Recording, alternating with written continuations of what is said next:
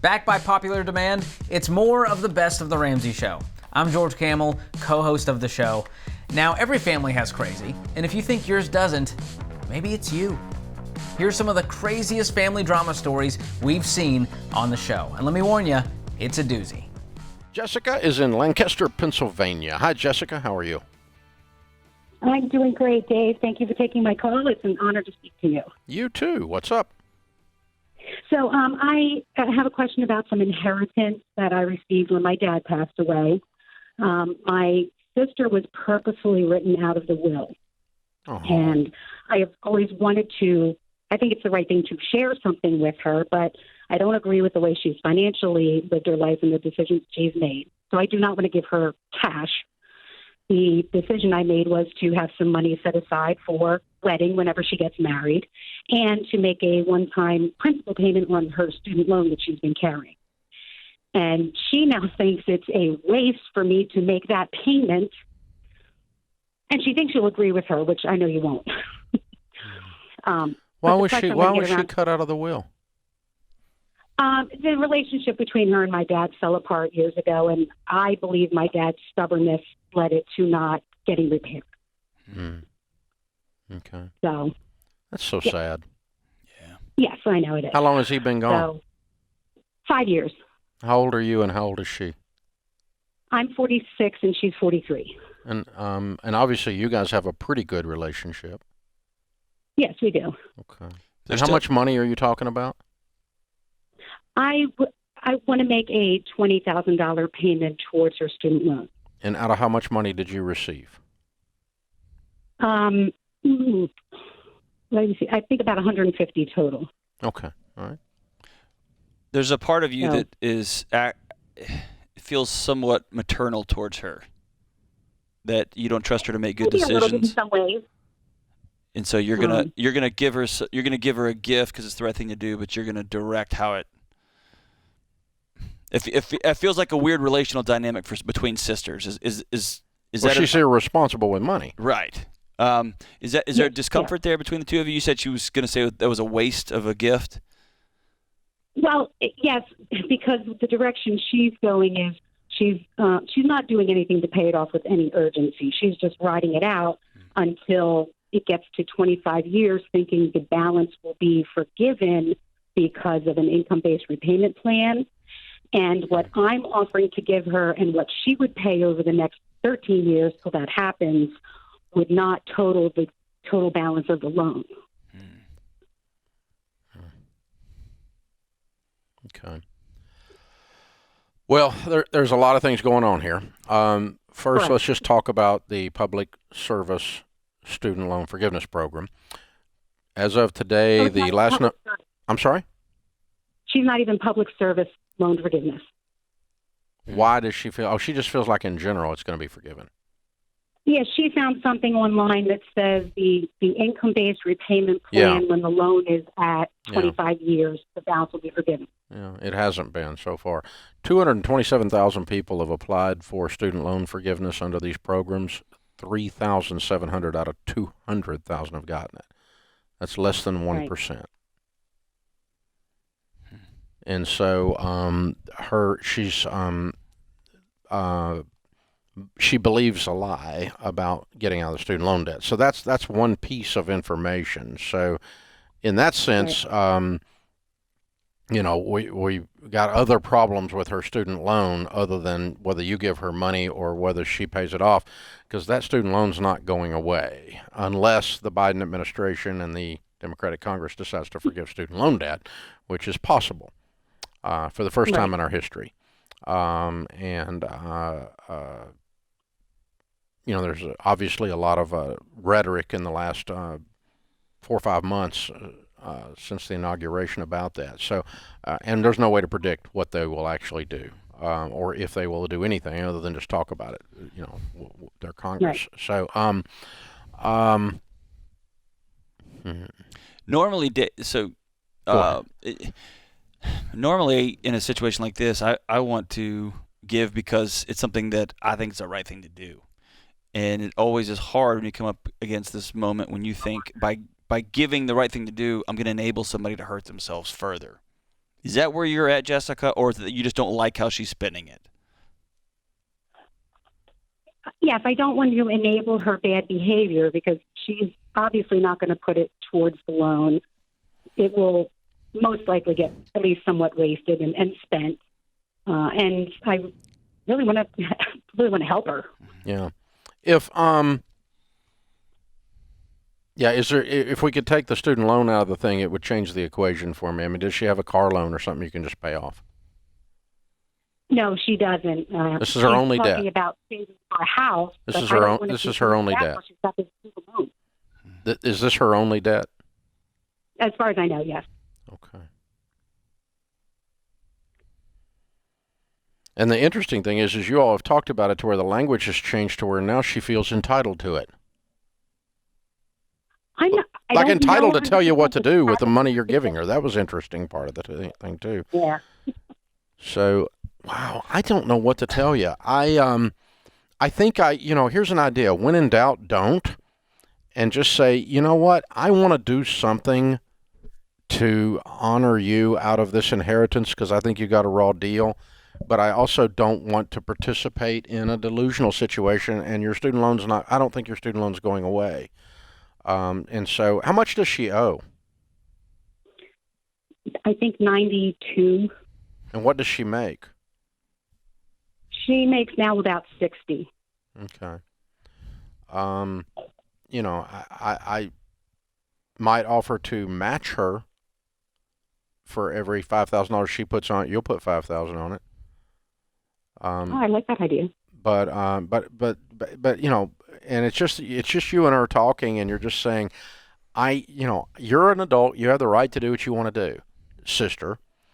But I also have that, and I cannot give you money for. I agree with you that giving you money for this is going to end up being wasted because you're not going to get it paid off, and then it's going to be a bigger problem because you think it's going to go away. I don't think it's going to go away, so I really don't want to put the 20 on that, and so I don't know how to give you money because because I think what you're doing with this is irresponsible, and so I love you and I want you to win, and so what we're going to do right now is nothing. I'm just going to sit back and watch a little bit, and if you decide you want to get after the student loan, and I'll put some money towards it with you and I'll help you, but until you do, right now I'm just going to watch because I want to do something, but I don't know how to do it right now, and so what I'm going to do is wait. Okay. And in the meantime, should I do something different with it other than it just sitting in my savings account at the bank? Yeah. Well, you can do whatever you want. I mean, you can put it in a mutual fund if you want, and then you can pull it out and give it to her. But later on. But it's just the biggest thing here is it's just all tied back to this heartbreaking relationship between her and your dad. Yeah, that's the part I don't like about it, Dave, is because Dad did what he did, now she's holding this, and she's got to make one of two choices. Either I'm going to become Dad, and I'm going to use my relational position and my money to keep you and not share it with you because of your decisions, your choices. So I'm replaying what just happened. Oh, that's true. Or I'm going to give you money knowing that I'm just throwing it in the wind. This is a no-win. I'm throwing it in the wind. That's right. No-win. And so my impulse, there's always wisdom in, hey, just do nothing. That's all I said, yeah.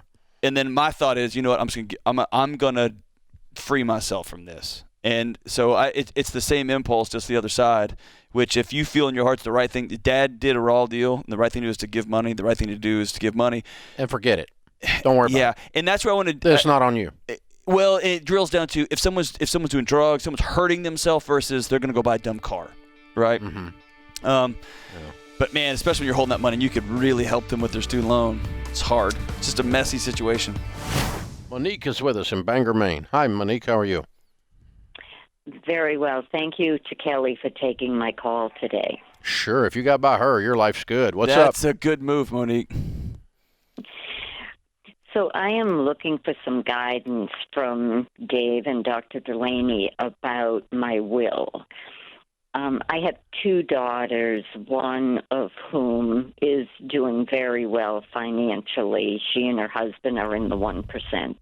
And the other daughter earns about $50,000. And for several years, I felt uncomfortable about how to, divide up the assets. I'm an everyday millionaire.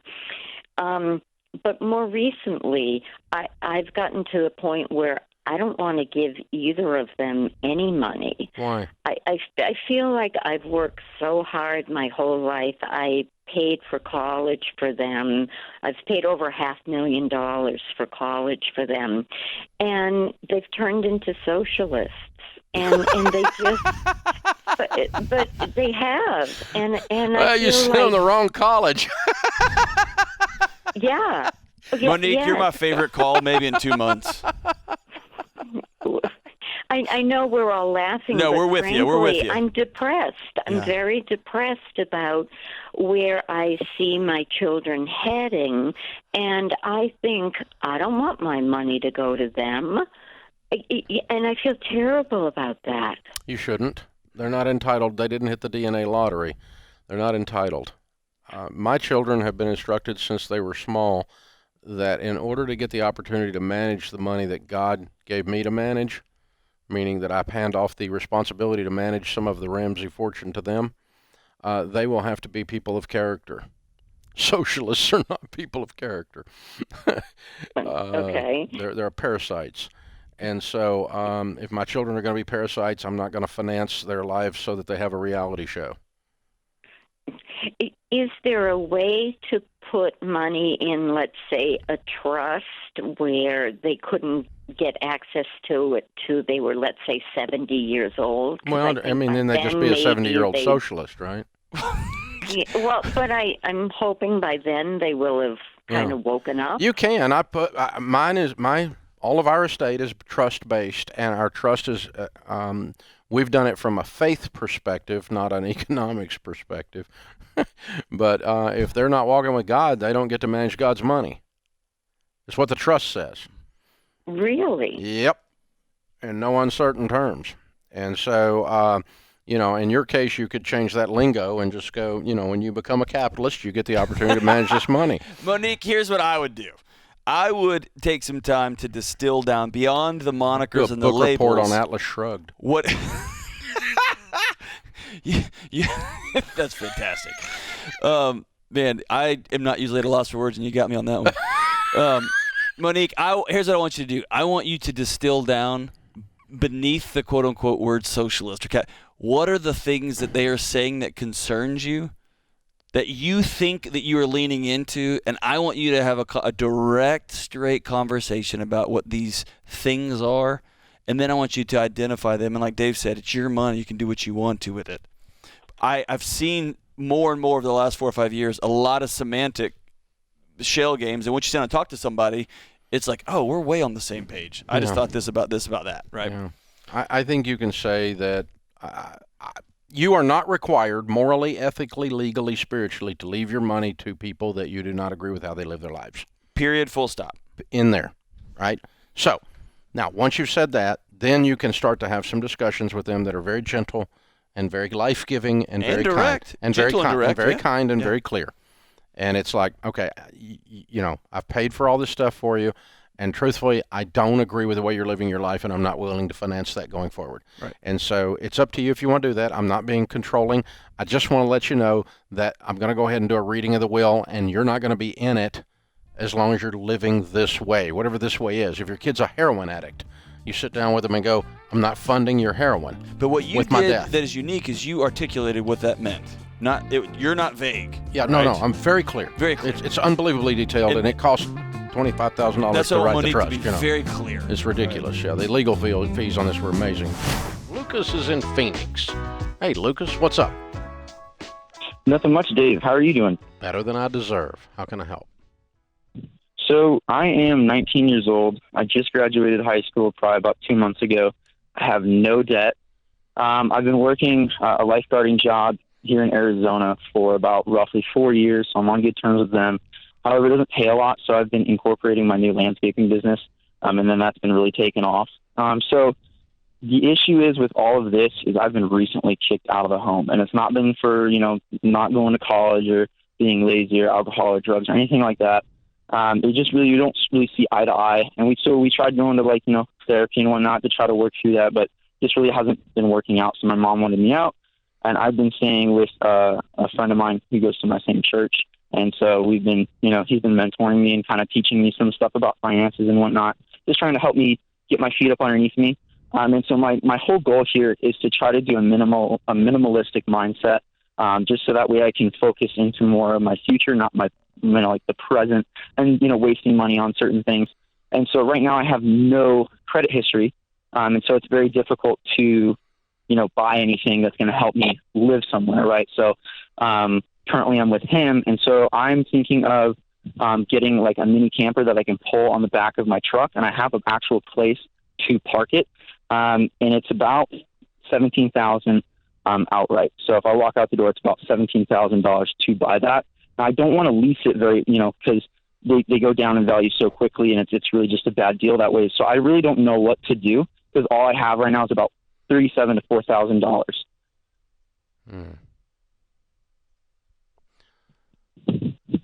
It's kind of a scary place, Lucas. Yeah, it really it is, and it kind of woke me up a little bit. Yeah. So, you have a landscaping business, and you are making what kind of income? So, when I'm just kind of using it as a side gig, which was, a couple years ago, it was making in, $100 here, $300 there. Now, what are you making? You need money right now. What are you making right now? Correct. Right now, for the past week or so, I've probably brought in about $2,000 within a week and a half, 2 weeks. Doing what? Just landscaping. Okay. All right. And so you're out there hustling up landscaping business, right? Oh yeah, I'm out there every single day.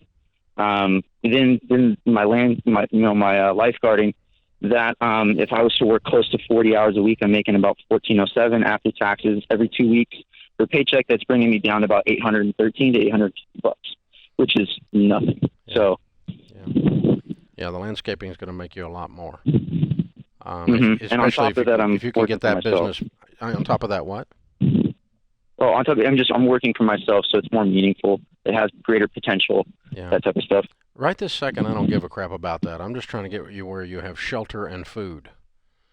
Gotcha. Your life's meaning is way down my list right now for you. I just want you to have a place to live and food and stability, sustainability. Then we can worry about meaning and self-actualization and those kinds of things. But right now, I've got a 19-year-old homeless kid on the phone, and that's what's running through my head. So, no, you do not need to buy a $17,000 camper under any circumstances. Okay? Okay. Not a good move. You have $4,000. If you can find a ratty old used one for $1,000, which you probably actually can, and you want to live in that for 4 months while you build up some more cash and stabilize your income and then go rent an apartment with a roommate, that's okay. If you can, how long can you live with the guy you're with? He said, as long as it takes, as long as I'm working working on my butt off to get myself stabilized. And I do have a very good work ethic. Like, I'm out here working a ton. I'm not questioning that. Okay. So, right. So we need to define that, because when someone comes to stay in my home, I want to know when they're leaving. Gotcha. Right. Yes, and I don't want to stay there because it's not my home. Right? I know, but I just, as long as it takes, could be till you're 29. He didn't mean that, so I want to know what he meant. He's thinking so what he's meaning is like 6 months. Okay. Max. Let's just to me is let's just do that. Yeah. Let's just stay there for a while. Okay. And let's see listen, and build up. Yeah, how big a pile of cash can you build up during that time, and get your income stabilized, and then get a roommate, right? Yeah, I mean, it sounds like you have very little expenses right now, Lucas. So I want you to take advantage of that while this man is giving you a lot of grace. And like Dave's saying, I would not go into debt for this camper. I know you want to live this minimalist life, and I respect that. That's not minimalist. But $17,000 camper when you're broke is not minimalist. Yeah.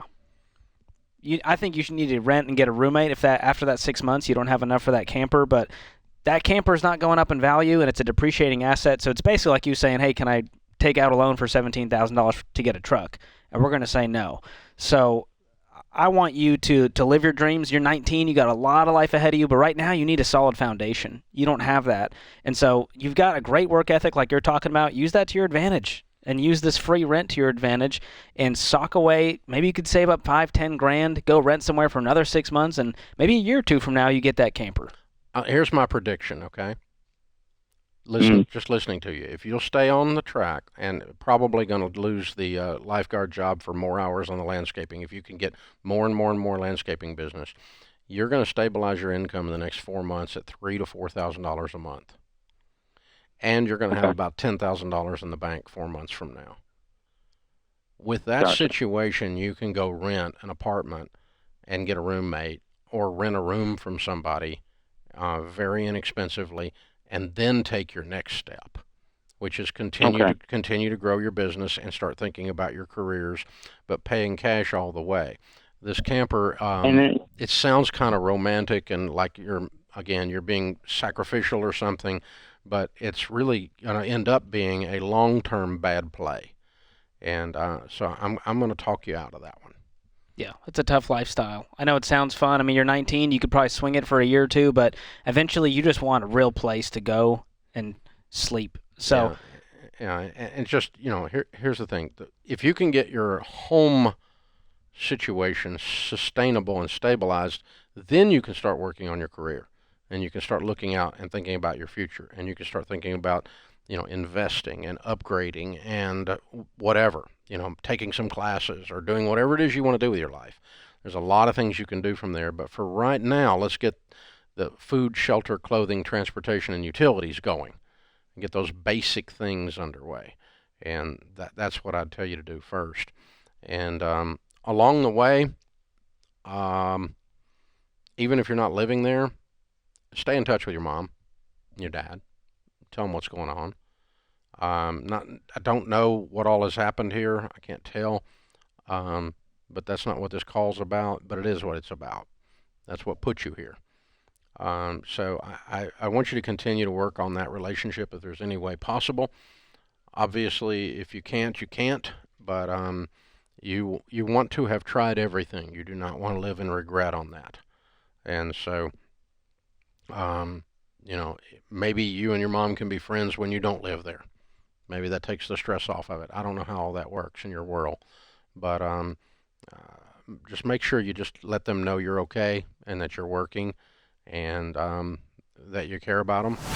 Candace is with us in Sacramento. Hi, Candace. Welcome to the Ramsey Show. Hi, guys. Thanks for taking my call. Sure. What's up?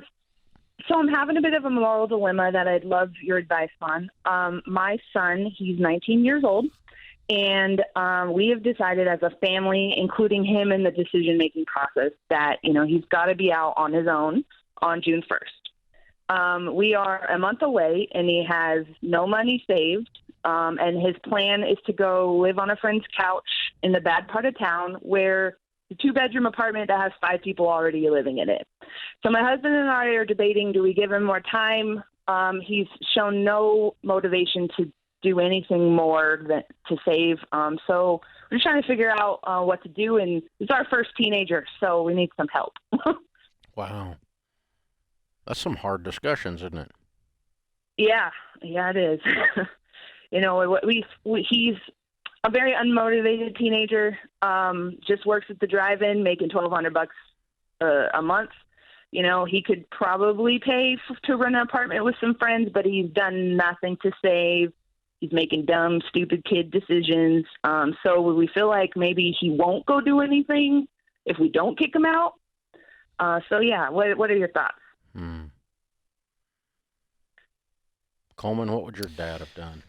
Well, I feel like there needs to be some details here on the backstory. Sounds like there's been some behavior that's violating some values and some house rules that are just, at this point, you and your husband are saying this is non-negotiable, and I guess he's admitted to this, and that's where we got to the agreement of June 1. Is that quick? Okay. Well, Yes, my dad would have held to the June 1, despite the fact that I would have been woefully in this scenario. If this is me and I'm not prepared, he would have held to it.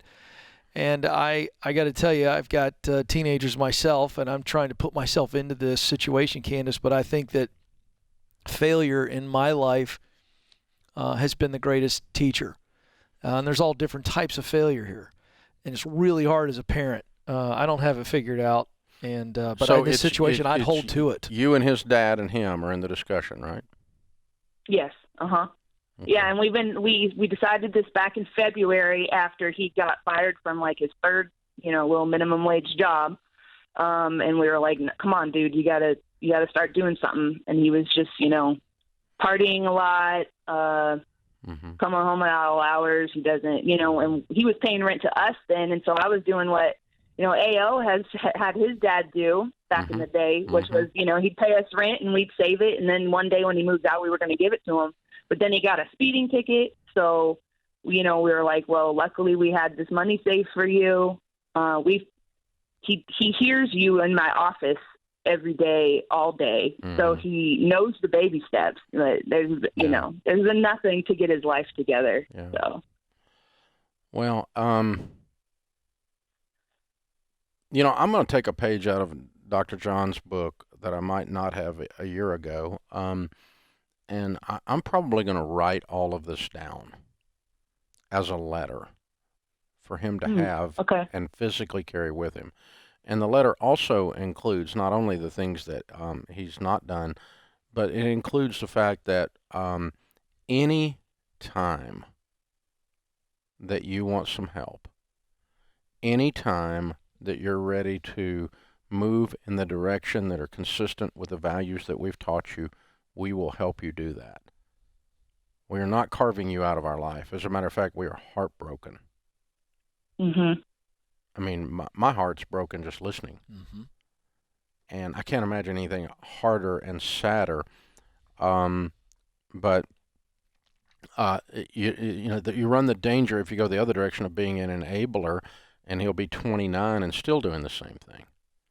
Right, that's what we're afraid of. Yeah, because there's no progression and no pain to move him off a dead center. So it might be that's what his wake-up call is. And you've heard A.O.'s story. His dad kicked him out. He lived in his car. Yeah. Because he was a smart uncle and a smart off at his mother, and run up a bunch of debt and got kicked out of school, and they threw him out. And he lived in his car for a year. But his dad checked with him every week and made sure he was okay, but let him live in his car. And so, A.O. tell you that's the best thing ever happened to him. But when he did say, all right, Dad, I'm ready to straighten up and come home, first thing he handed him was a Dave Ramsey budget, and he got on it, by God, then, because his little tail was ready. But that's A.O.'s story in a nutshell. And so I'm thinking the thing you don't want to do with this is just abandon him to himself. I still want to keep as much love and influence over him as I possibly can by constantly extending, not help that enables, not help that causes him to continue on the same path, but any sign that's positive, I'm going to meet him on that sign.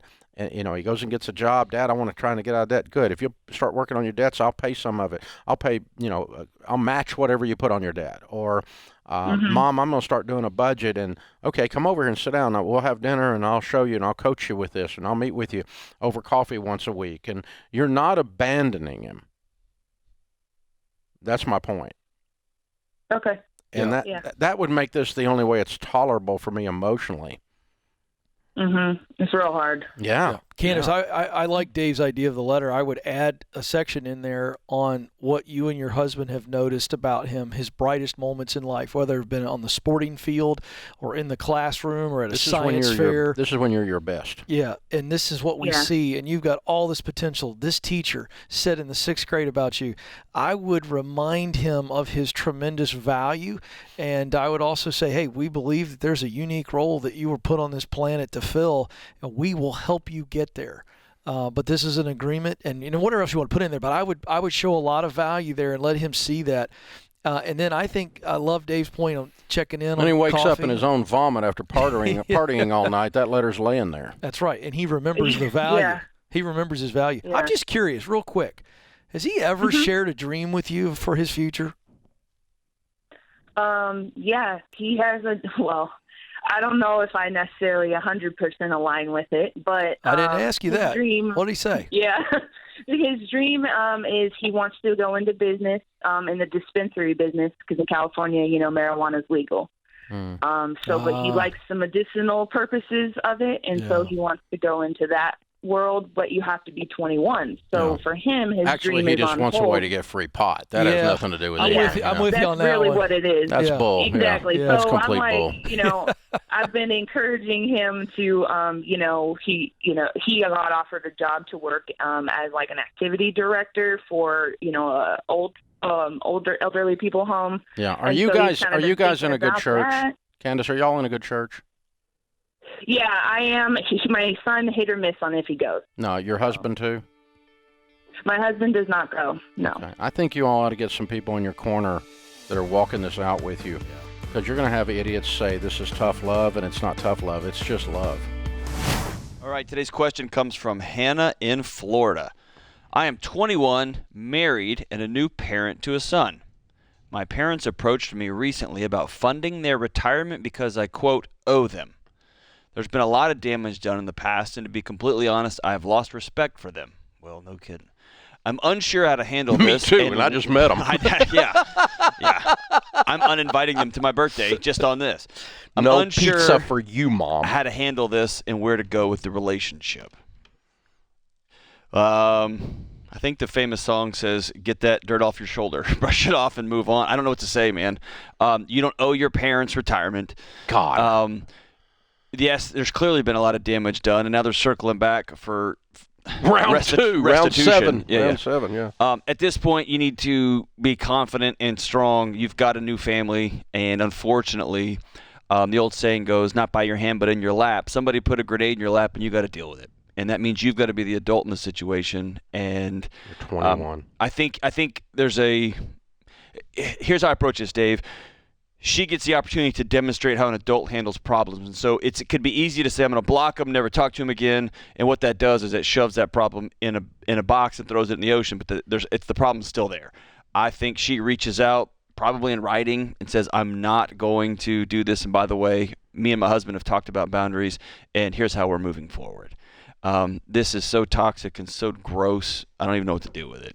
But it is what it is, and those parents do exist. Proof you don't have to pass a test to be a parent, right? Because some of you people would flunk. All right, now start again. But wow. Pick up Henry Cloud's book, Boundaries, honey, because you're going to have to learn to set them, and you're 21 years old. Yeah. And it's not fair that this is coming at you. Your parents are weird. You don't owe them a retirement. And what you can do is just lovingly but very strong say, smile, calm, no yelling, no screaming, no cussing. No, we don't owe you a retirement, and no, we're not doing that. What we owe you is to love you, and we do that. We love you, and we cheer for you, and we hope it works out for you good. We hope you do well, and we'll be cheering for you. And, if you're ever hungry, holler, and we'll make you a meal. You can come over and hang out as long as you behave while you're here. That's right. But you don't have to cut them out of your life. You don't have to hold them back. Now, I will warn you this. Okay, when people that don't have good boundaries, i.e. your parents, okay, e.g. your parents, people that don't have good boundaries. When you give them boundaries, they generally don't like it. They flip out. So do not expect this to go like, oh, darling, I'm sorry, I never thought about it that way. No, these are people that are going to go, you're ungrateful. We paid for this. Dadgum travel agent for guilt trips. That's right. And that's what they're going to be. So, no, don't expect anything but them to go cray-cray on you. And just because something is uncomfortable or just because something breaks your heart doesn't mean it's the wrong thing. Expect them to come back and make you sad, to hurt your feelings, to be immature morons, and you still did the right thing. Because we kind of have established that they are that. Wow. Already. I'm trying to put myself in a situation where I would. Can you imagine calling Rachel and Daniel in? It's, hey guys, listen. Me and your mom did some calculations. Remember that time I bought you diapers? You owe me. I've done the math. And remember that time I fed you? You owe me. You remember that time I, just whatever. Did whatever for you, like a parent would do? Yeah, but you now owe me. I can't even wrap my head around that conversation. Yeah. And it's just, man, I'm sorry that you're going through this, Hannah. It's heartbreaking, and honey, this is not going to be easy, and it's not going to be over quick. But the answer is you don't owe them, and you have to gently and kindly say, no. All I owe you is to love you, and I will pay that debt. And she points to it. I know this isn't the first time you've been put in a situation with him. It won't be the last time. That's why Dave's recommendation, that book Boundaries, practice with you and your husband. Y'all come up with some rules of the road for your new family and stick to them, man. Yeah. What is a rule of thumb you've experienced over the years telling kids your salary? Because I really like having, especially my 11-year-old down there, watching us do the budget and watching, because I want him to have an understanding. Here's how much electricity costs and water costs and those kind of things. But also just have an innate fear of him running around school saying, hey, what does your parents make? My parents, you know what I mean? Yeah. I shared all the expenses, but I never shared the income. Okay. Until they were 18. Okay. Or until they were in college or whatever. Gotcha. They knew we were doing okay, yeah. Kind of thing, but they, I didn't. But we were also trying to protect our kids from the celebrity crap as well. Right. Because we were trying to make sure they don't play the Dave card at school to try to get some kind of favor, right. Or something. My dad's Dave Ramsey, that kind of bull crap. And so you just got to step on that with a big foot. And so, truthfully, none of them ever did it much except Rachel. Yeah, I think my son lies about his last name. No, it's Delaunay. I'm not that guy, right? Well, yeah, and there's some of that. I mean, because there's two sides to that part, that's right? I mean, there's a lot of French guys in Fairview. Try being in a personal finance class in college, and your dad's name is Dave Ramsey. Yeah, that would be a pain in the butt. So that really happened. Didn't go well, and so. But yeah, there's two. And I can see Rachel; sides. She won't back down either. No, and yeah. Daniel would nod politely. Rachel would say, "Excuse me." Yeah, so Daniel good. waited till the end of the semester and then told the guy's last name. Right. He didn't even get it. The guy didn't even understand how stupid he was. But no, we didn't share incomes and. But it's protecting an 11-year-old from himself, I think. But well, and because they just they even if something is the truth, you don't want them bragging. That's right. You don't want them embarrassing themselves or the family or whatever else. I mean, it's just you don't want them being that kid, like my dad makes so and so, or my mama makes so and so. Yeah. That's a gross kid. But I like that idea of sharing the expenses, making sure they see the expense they did. Sheet. I mean, I remember distinctly Rachel and maybe Denise sitting at the kitchen table, and we're going over the electric bill, and Denise goes, "Oh my gosh, it costs so much to buy electricity." And like Rachel looked at her and goes, "I guess that's why they're telling us to close the door all the time." Right, turn the lights off. Right. It's like, but there was this, no pun intended, light bulb moment that came on, right? And and it's just, but that's really good. I love those conversations. And get the mutual fund statement out and go, here's the share price and here's the number of shares in your college fund. Right. And so how do you figure out how much money's in your college fund? You multiply those times each other. I love that. And it's a little 6th grade math lesson, 4th grade math lesson there. Yeah, I love whatever it is to get to that point and work that through. But it's value building and then you have to constantly correct for them. We squashed out any type of entitlement. Oh yeah. Stuff like Rachel and I told the story in the Smart Money Smart Kids series in the book, and in the teaching series she does in Ramsey Plus. Daniel was a little guy, about 7, 8 years old, and we finally got a decent car after going broke. And we had we're old Southern people, so you get a new car, everybody piles in, you go for a little ride, right? That's like a celebration of buying the new car. You know what I'm talking about? Yes. And so Daniel he leans back in the back seat all the way back, and he goes, "We're doing pretty good." Yes. And I said, "Honey, we ain't doing anything. You got nothing. You got nothing. I'm doing pretty good. You're just along for the ride, buddy." And so he's like, the kids told that story for years because Daniel's like, okay, I just thought it was like. When I got this latest truck, this fine 06 model, Hank got in it. He looked at it. He looked at me, based on the old truck I was driving. Yeah, it's a pretty sizable upgrade. He said, "Dad, are we rich?" I said, "Yeah, yes, we are, son. Yes, we are." We have a good used pickup. That's right. We are rich. This truck cost 5 digits. Whoa, whoa, whoa, whoa. Not just Yeah, not everybody has a 5-digit pickup. This truck had a 10 in front of the comma. Mm-hmm. Whoa, Dad. That's right, son. Stay close to your old man. He'll get you places. Oh, my gosh. Well, the thing is, you do want to share. And on the other side, the other thing we run into with kids, how much to discuss, is when things aren't going well. Right. You don't want to scare them, right? You can terrify kids. Yeah, you can terrify them. We're going to get foreclosed on and thrown in the street. Yes. And that's trauma that they'll carry into their 40s. Right. But instead, you just go, Mom and Dad got this. It's going to be okay. We're having some bad times, though. And you just keep it where they can digest it. Mm-hmm. And obviously, you can disclose more to a 14-year-old than you can a 4-year-old, at least hypothetically. Yep. And I've learned in those conversations that touch is a huge settling thing for a kid.